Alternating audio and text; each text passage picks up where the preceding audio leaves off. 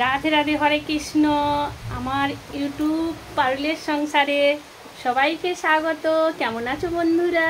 আশা করি আমার ছোট্ট গোপাল সোনার কৃপায় তোমরা কুশলে আছো। তো বন্ধুরা, আমিও খুব ভালো আছি। আর দেখো, আজকের আমি সকাল সকাল কাজকর্ম সেরে এখন আমি কি করতে বসেছি দেখো, সবজি কাটতে বসেছি। রান্না করার জন্য। ছেলে বাবার মাথায় জল ঢালতে গিয়েছে, আর আমি বাড়িতে রান্নার জোগাড় করছি।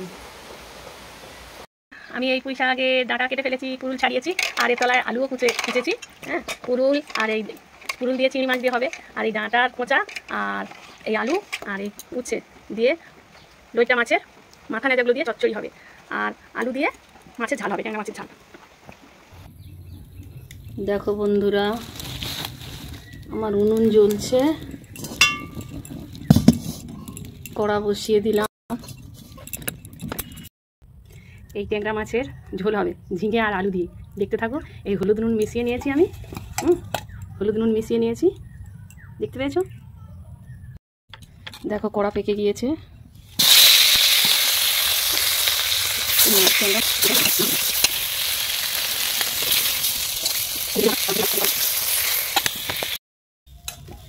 এইবার দেখো, আমি তুলে নিলাম, ভাজা রেডি। এবারে দেখো বন্ধুরা, আমার ট্যাংরা মাছের রেসিপি ঝিঙে আলু দিয়ে হয়ে গিয়েছে। টেন। যদি খেতে চাও চলে আসো আমার বাড়ি। হ্যালো বন্ধুরা, আমার ছোট্ট মিনি ব্লকের পারুলের সংসার মিনি ব্লকে তোমাদের সবাইকে আমন্ত্রণ জানাচ্ছি।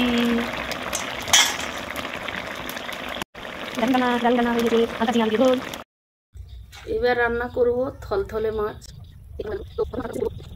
মাছ রান্না করার প্রসেসিংটা বলবো। প্রথমে পরিমাণ মতো হলুদ দিচ্ছি। আমার রান্না একদম সিম্পল রান্না। পরিমাণ মতো হলুদ দিলাম, আর পরিমাণ মতো লবণ দিলাম,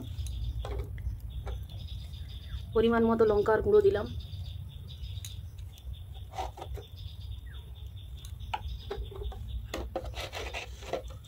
পরিমাণ মতো জিরের গুঁড়ো, আর দেবো আদা বাটনা দেবো,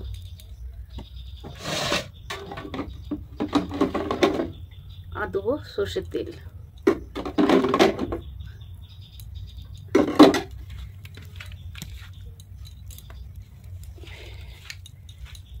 এটাকে ভালো করে মিশাতে হবে, মাখিয়ে।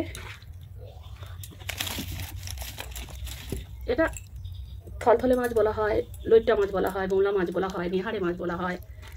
এর অনেক কটা নাম আছে, যেহেতু কাঁটা একটা মাত্র কাঁটা সিঁড়ে রয়েছে, থলথল করে, এই জন্য থলথলে মাছও বলা হয়।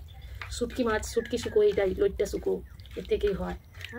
এরকম কি সুন্দর করে মাখিয়ে নেবো। করার জন্য দেখো, কালো জিরে দেবো,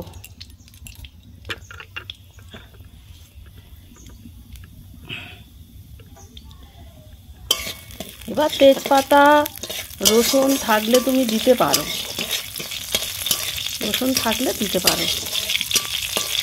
আছে, আমি দিচ্ছি না। এবার এর মধ্যে পেঁয়াজ দেবো,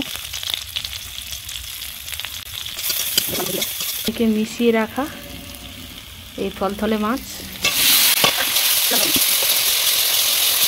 এবার দেখো, দেখো থলথলে মাছের ঝাল হয়ে গেল। ট্যান থলথলে মাছের রেসিপি কমপ্লিট বন্ধুরা। দেখো, এখন রান্না করব আমি পুরুল চিংড়ি। তো এই পুরুল চিংড়ির রেসিপি বন্ধুরা দেখতে থাকো। চিংড়ি মাছ আমি আগে থেকে ভেজে রেখেছি। আমার এসব রান্নাতে কোনো বেশি মরিচ মশলা লাগে না, এই কালো জিরে দিলাম, এটাই আমার রান্নার রেসিপি। আমি হালকা রান্নাই করি, এক গাদা ওসব রান্না করি না। অথচ সুস্বাদু, শরীরের পক্ষে ভালো। যা আমি খাই তা আপনাদের শেয়ার করবো, রান্না করে দেখাবো। যা কোনোদিন খাই না তাই দেখাবো, এই রেসিপি তাই রেসিপি খাই কি আমি সেটা দেখতে হবে। না দিই, আর একটু আদা হলেই হয়ে যায়।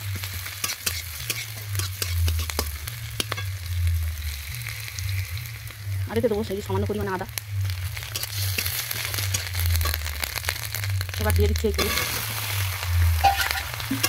এর আগে একটা ভিডিওতে শেয়ার করেছি যে আমি রান্না করার প্রথমে পুরুল রান্না করার প্রথমে একটু লবণ দেবো না, দিলে বক বক করে বার হয়ে যাবে, পুরুলটা জল বার হয়ে যাবে, পুরুলটা কষাই হবে না।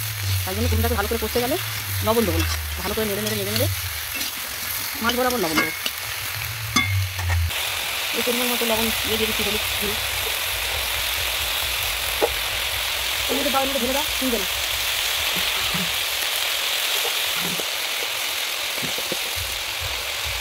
আর এই পরিমাণ মতো জিরে দিলাম,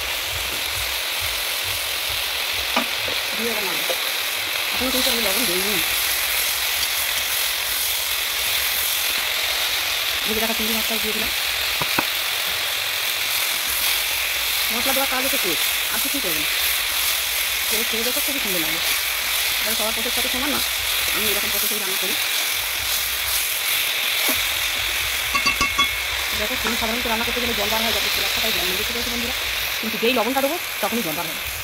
দেখো বন্ধুরা, জল দেখা পাচ্ছ? এবার হালকা হালকা জল বার হচ্ছে, কিন্তু এইবার আমি লবণ দিচ্ছি।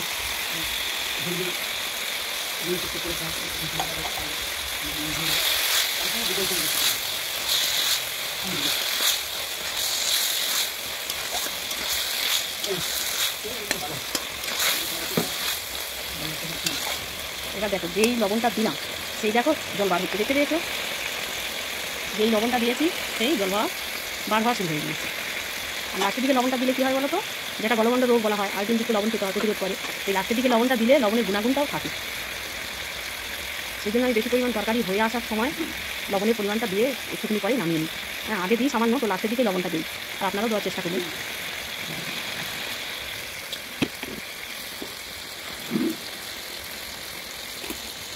আর সামান্য পরিমাণ চিনি দিলাম, একদম অল্প একটুখানি।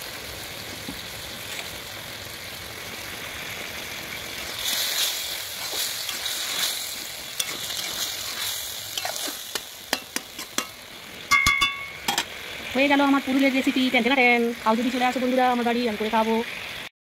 দেখো কমপ্লিট রান্না, রেসিপি কমপ্লিট।